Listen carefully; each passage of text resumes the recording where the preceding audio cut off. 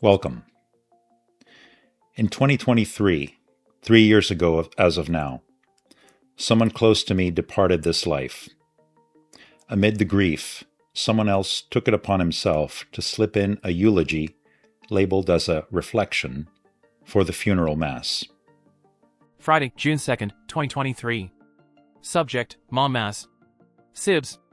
1. For Mom's funeral mass, we need 4 readers, etc. 2. We need 2 grandkids to bring the gifts, etc. 3. Yellow roses would be best, etc. 4. We are allowed to give 1 eulogy at the end of the mass, I will give it. And I capitalize 1. 5. After mass, we will have a catered lunch in the adjacent church hall. There, any number of people can give a eulogy or speak some words about Mom. There will be a microphone and speaker. Please reply today as I need to give them the names of the readers for the printed program. Thanks. Lou. Sunday, June 4th, 2023. Subject, forward, Kathy Funeral Mass. Sibs. I attached the funeral mass program. And other details. Lou. Question. Are eulogies bad form to do at a Catholic Mass? Answer. Yes.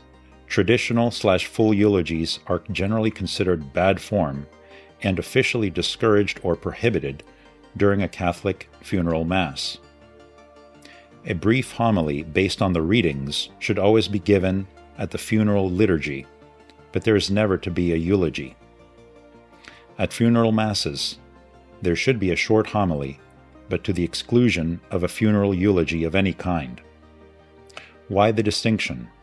The funeral Mass focuses on prayer for the deceased, the Paschal mystery, Christ's death and resurrection, hope of eternal life, and worship of God, not primarily a celebration of the person's life or achievements.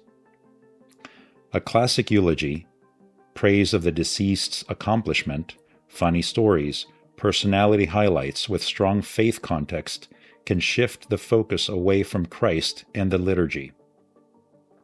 Many parishes permit a brief word of remembrance that is faith-centered, tying the person's life to God's grace, resurrection, hope, etc., not secular toasting.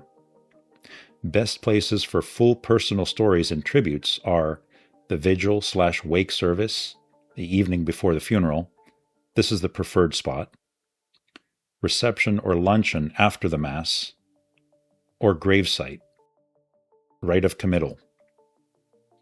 Bottom line, while it varies by diocese and pastor or priest, if you want to honor the deceased with stories, the vigil or reception is the right and liturgically proper place.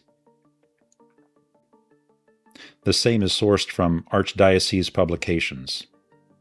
According to the Order of Christian Funerals, there's never to be a eulogy at a funeral Mass.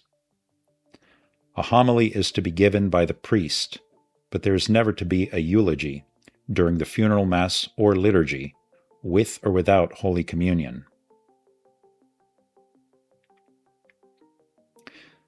The purpose and nature of the self-appointed display became evident.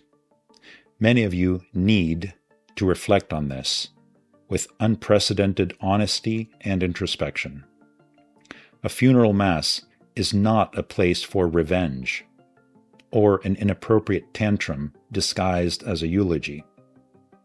Onlookers were simply surprised, grief-stricken, prudent not to react at the time. The audience was misled and deceived. Your mother's funeral is not the place to ambush others with a scripted commentary to vent out your unresolved issues against your living, elderly father present at the Mass. That reprehensible act was witnessed by more than a dozen people, the tip of a nasty iceberg. Not false memories, not a false accusation, no double standards, no gaslighting. We do not go along to get along. When you see it, you do not unsee it. Some forms of narcissism are best to ignore. This one is best to call out and not tolerate. We men lead our young and naive to be safe from monsters. To all young ones, I say, document your life thoroughly. because you are lied to in so many ways.